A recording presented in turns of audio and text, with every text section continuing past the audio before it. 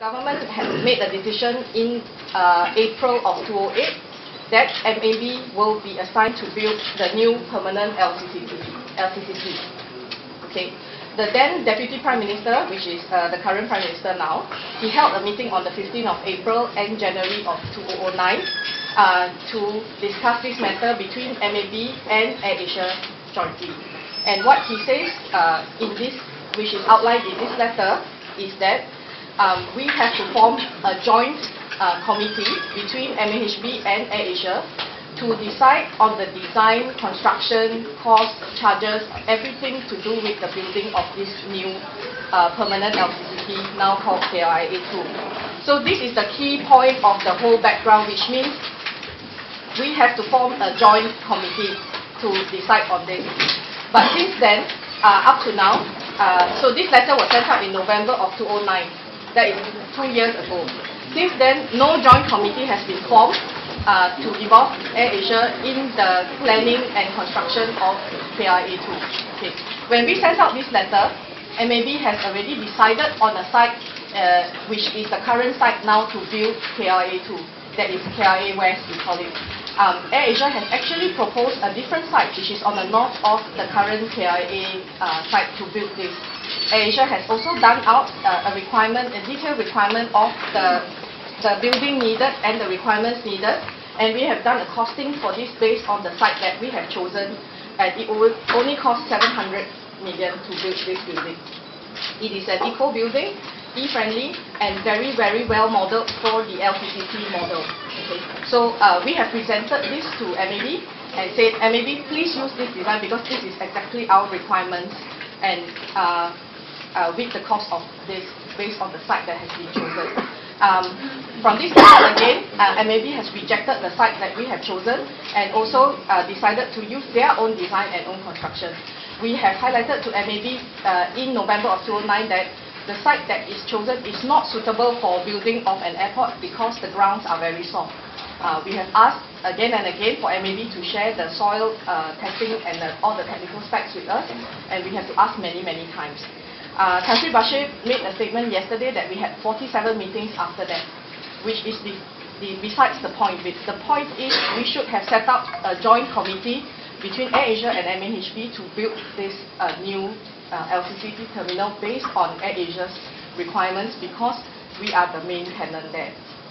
So since then, the first deadline that was given to us to deliver KLIA2 was September of 2011. Okay, so by then we should have been having this press conference with good news in the new terminal already. So it has been delayed and delayed, and of course you've seen all the news report that MAB is claiming that the delays is because AirAsia is adding on new requirements. The core of the problem is we should have set up the joint committee. This is what we need. We have drawn out the specs in detail from day one, and they have refused to listen to us, and now they are claiming that we are adding on new specs. This picture is distributed today. I think it's out in the Star as well on the site. This is an extremely good picture because it shows the real problem with the KLIA2 site, where you see this land here. This is the soil on the apron, and they can't build the apron because the soil is too soft. So they have to do much, much more. So it's nothing to do with aero bridges or no aero bridges, nothing to do with baggage handling system. The core problem is from the site itself. It will cost that much. So when we wrote the letter in November 2009, we already warned MAB that if you build on this site, it will cost you up to 3.9 billion, which actually came true. We told them it's impossible to build on this site with your drawings based on 2 billion budget. So it's proven to be true, but it's not very good news for us because it's another delay. Okay. On top of that, with that cost, they are also giving us a very substandard building. Basically, the initial proposal to have the terminal on the north side of the current KLIA is to utilize the current existing 2-runway operation that we have without the requirement of building another runway. But the decision to put the runway on the west side of the current terminal requires another runway to be built. And without our knowledge, the runway that was planned to be built was a short runway that can be used only for a small aircraft. Now, if you know, AirAsia X operates wide-body, medium to long-haul flights that can't use the runway and have got to use the existing runway on this side, on the east side of our terminal. This caused a lot of problems. So all this cost needs to be budgeted. So we will have to absorb this cost of operation just because the runway is shortened.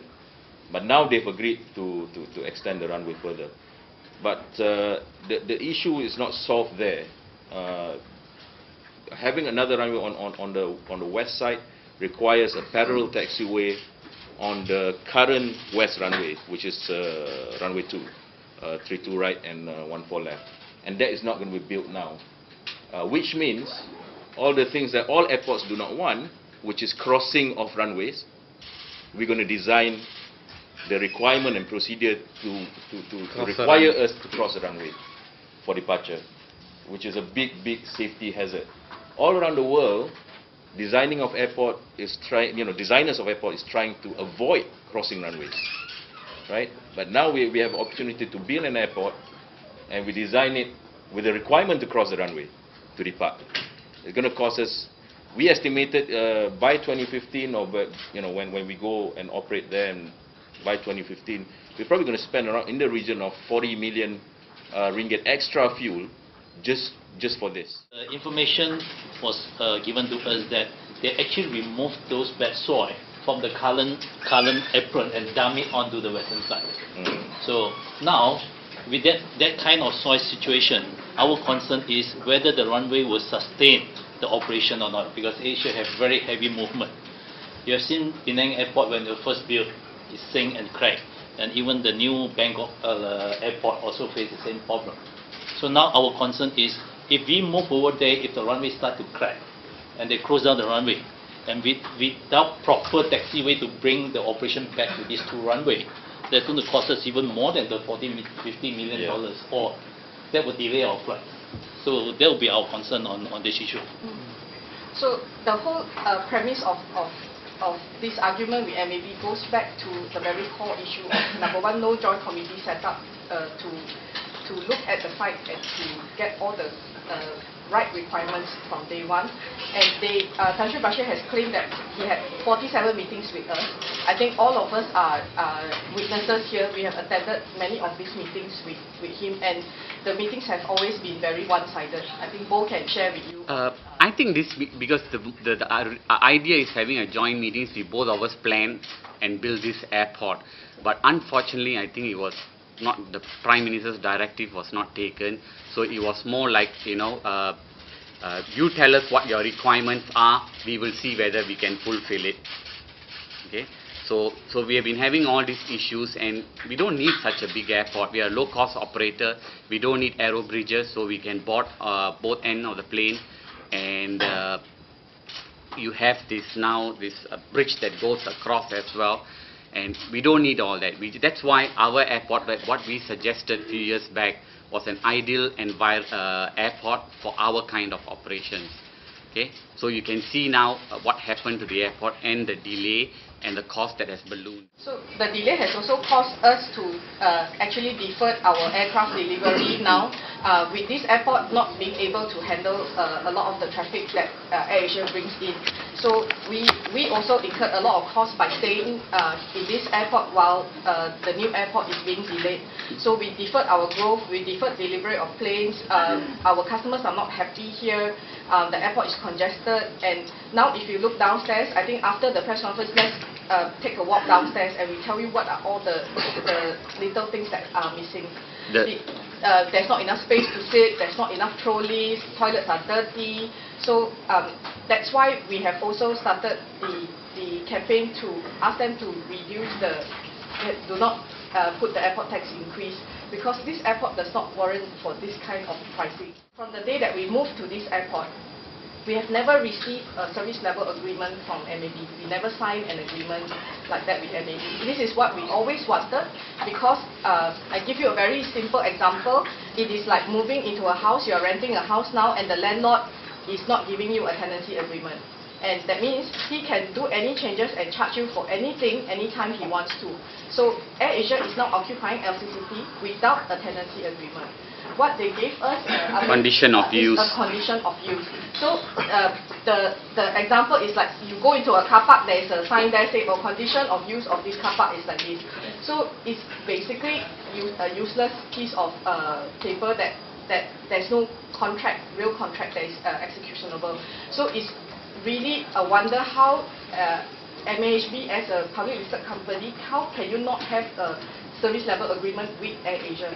In this matter, AirAsia is really the victim here because we can be charged anything, anytime that they want to, and there's no service level guarantee to us. For example, if in the service level agreement it says that I will fix how many toilets to cater for your number of passengers that you're bringing in, they have to adhere to this service level. So we can't hold them accountable for anything at all, so we are at their mercy.